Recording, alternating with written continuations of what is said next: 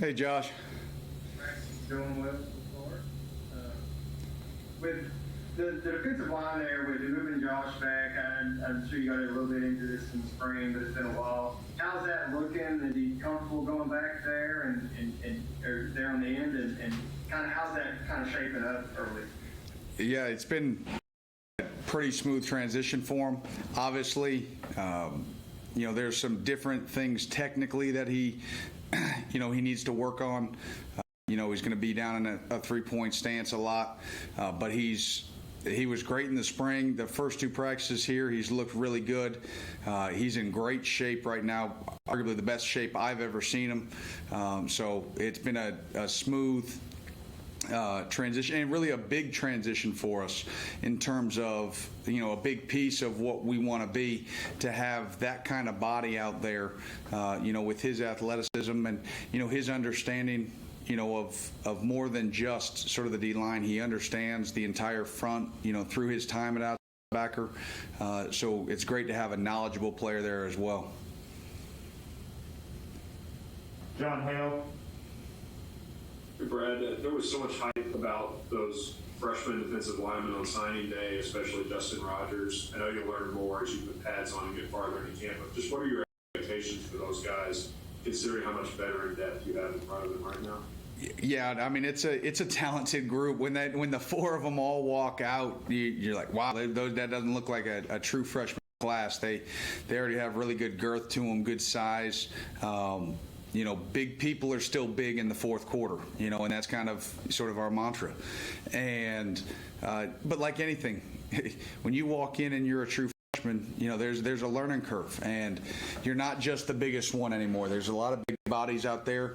We're lucky enough to go against one of the best O-lines in the country every single day, so it makes us better up front. The competition's great.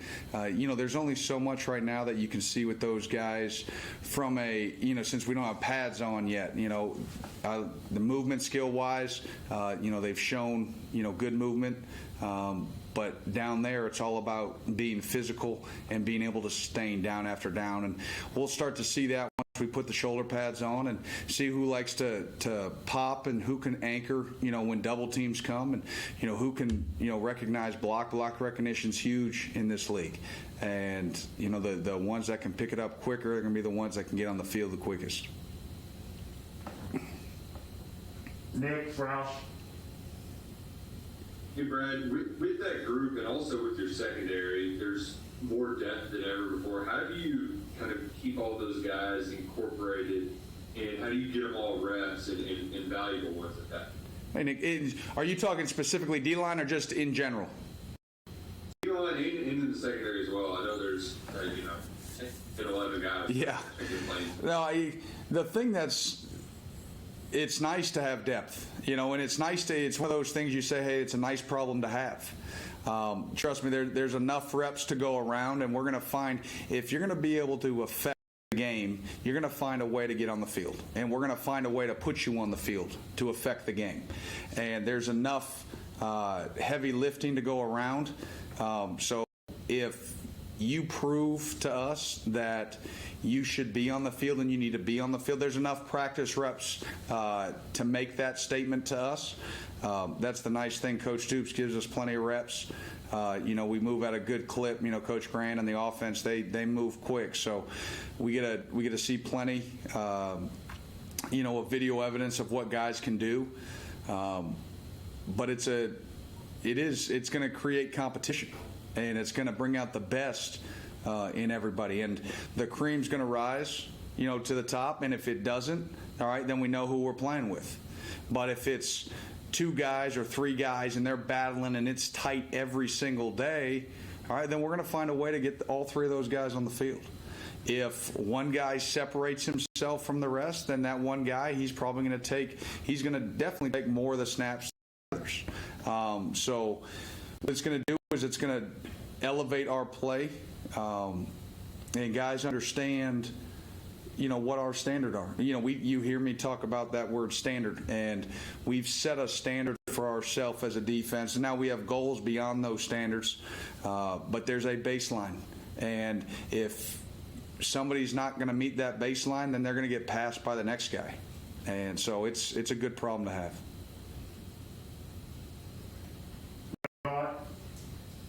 Yeah, Craig, could you specifically talk a little bit about your expectations for Quentin this year and in what ways he could be better and what you need for him? Yeah, Quentin and I have had quite a few talks because I have very lofty expectations for what he can be for us. And I will not shy away from that. And he doesn't want me to shy away from the fact that we need more out of him. And I expect more.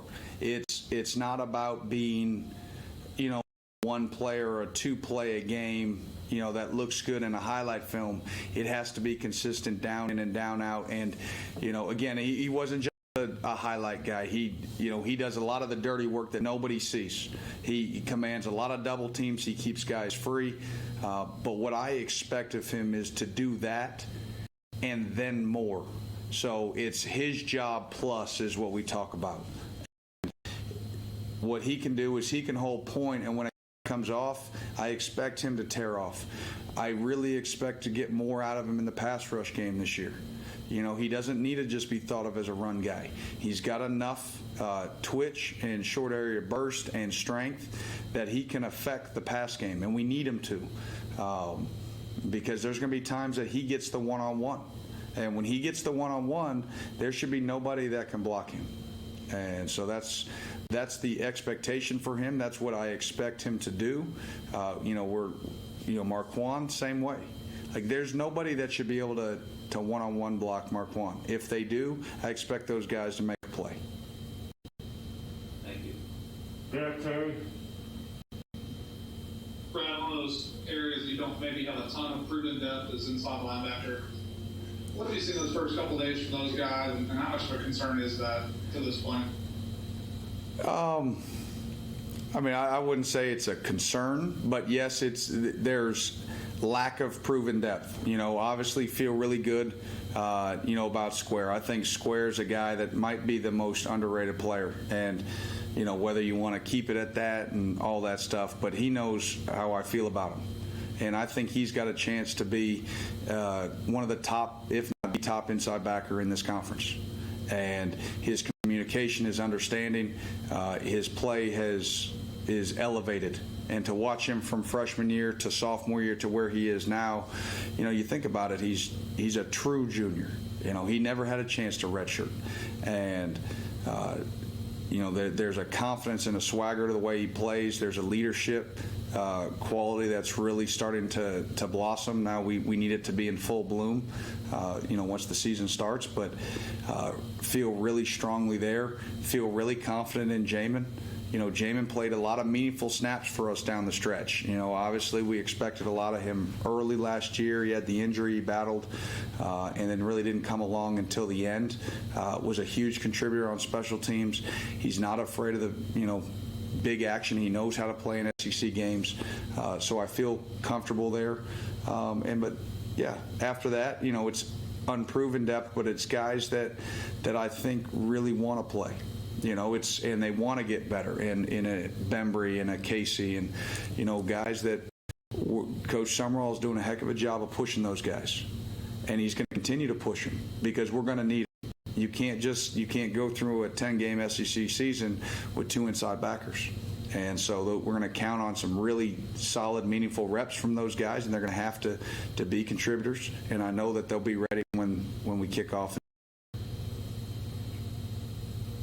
John Long.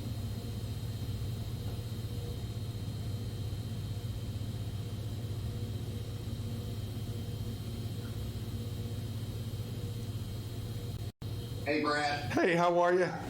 Hey, I'm doing great. Coach Stoops said on Tuesday that he was really going to emphasize leadership this year, that he wanted this to be a player-led program. So I didn't know if you could give us a couple of examples of maybe some of the guys on the defensive side of the ball have stepped up this year. I mean, it's a weird year. It's a year like no other. So I didn't know if you had any examples of that. Yeah, you know what? I do have examples. I've got plenty of examples. It's one of those that maybe I'll share one.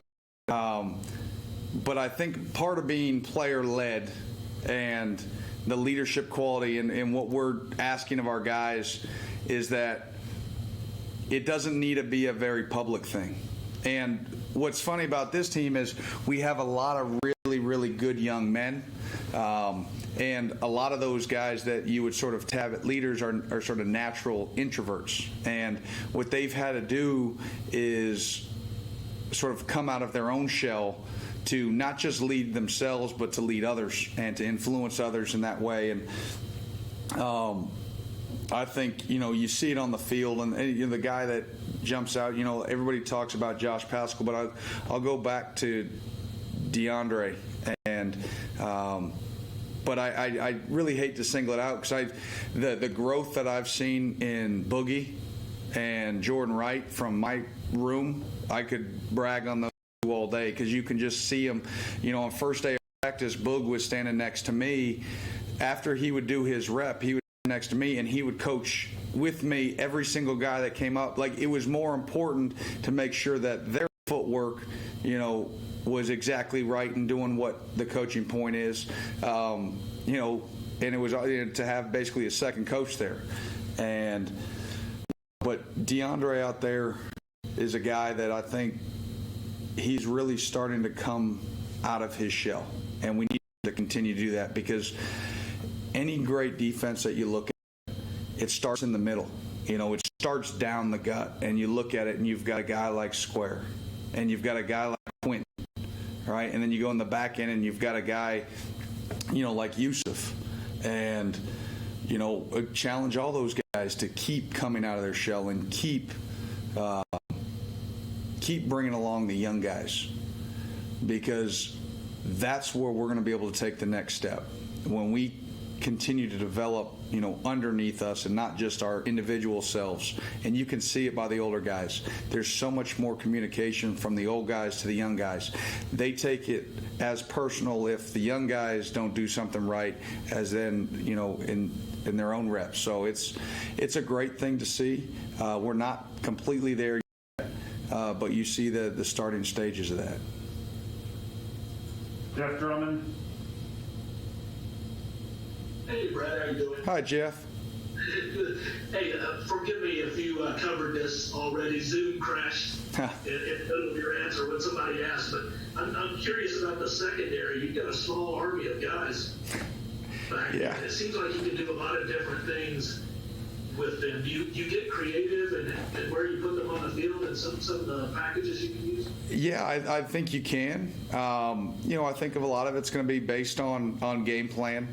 It's going to be based on, someone mentioned earlier, this isn't your standard year. It's not ordinary. It's not normal. So to be able to have that where you have interchangeable pieces is going to be huge for us because you just don't know some of the unknowns, that lie ahead. And to be able to get multiple guys on the field, we've got the thing that I think Coach Klink and Coach Buff have done a great job of is really teaching those guys football so they can be interchangeable.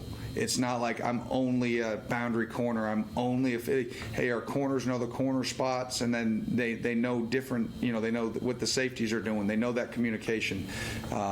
We've really tried to strain and stress on them to know outside their little sphere, so that if we need to move a guy or we want to play some different packages that could potentially cause some confusion, that they understand what they're doing, and it's not rogue learning, it's a complete understanding of the entire concept.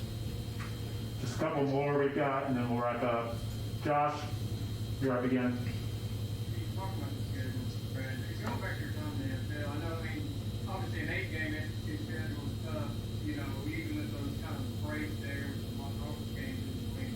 But how does this, going to 10 games compare when you look back to going to an NFL slate where it's like every week, even if a team's 2-14 or 2-13, they've got the talent to go toe to every week. It doesn't matter. It's very similar. I mean, it's a great comparison that you have to show up every single week.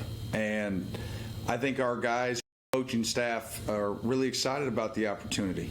Is it going to be easy? Absolutely not, because you hit it. I mean, every Saturday when you show up, the team across from you can win. Now, that's the same in college football, regardless of where your schedule is, but it's a different notch when it's the SEC. And and they're big bodies in the trenches, and it's the physical toll that this league takes on you, and that's where the depth comes in. And we're going to have to rely on that. You can't just stay with one group and expect to stay healthy for 10 games in 11 weeks. So, guys are going to play, and guys are going to have to step up, and there's got to be a trust level that no matter who goes in, right, that there's not going to be a drop-off. And we'll have to be smart in terms of how we rotate and, in terms of how we platoon it. But we're not going to be afraid of it. We're not going to be afraid of playing guys. John Hales. Brad, it seems like you've got a bunch of seniors who are in a similar spot that Josh was a couple of years ago coming into the season in terms of their draft prospects, but maybe not first-round guys on a lot of lists. They need a big senior season. How important can this year be just for establishing that future, assuming that you all get to play games? I think it's huge. I think it's huge for every guy on our team, and really, you look at if you watch the draft and you watch how many guys, you pull up their bios and you see, wow, this guy was just maybe a backup for 2 years and he had one really good year, and he comes out and he gets drafted, and he's in the 3rd or the 4th round, or maybe even higher than that. And I don't want to say one-hit wonder, because it's some guys, it just happens to be it's their junior year. They're good enough to come out, and they're off and running. I mean, you think about Quinnen Williams a couple years ago. I mean, nobody heard of Quinnen before the year started. He ended up, being in all those awards with Josh, and whatever, a top 5 pick. So all it takes is one really good year, to get your name out there. And that's why it's so important for these guys just to play. It's about film, and it's about good film, and it's about good film against good competition. So a 10-game season against all SEC competition, you couldn't have a better opportunity to showcase what you're all about. All right, we'll wrap it up with Nick Roush. Devontae Robinson this entire season. I know a lot of people have focused on Terry, but how is Devontae doing? How's he moving around out there? And how are you using him on the defense? What particular spot to start? Yeah, just like anybody injury, it's just a process. You don't want to stress him too hard. You want to make sure that he gets in shape and he's ready to play. There's been so much mention on this this Zoom of the depth we have, which is nice because we don't have to stress him, and we can get him back to the shape and the confidence that he was playing with in that spring before last year. So it's only practice 2. He's coming along. He's got to knock off the mental rust a little bit, but he'll push. And the great thing is that he's surrounded by a bunch of really good guys in that room and some really good coaches that are going to continue to encourage and push him. But we don't just have to throw it on him and say, hey, you got to take 70 snaps. We can put it around until he gains full confidence, back to where he was. All right, guys. I'll do it with Coach White. We'll get the players up here in just a few minutes. Thanks.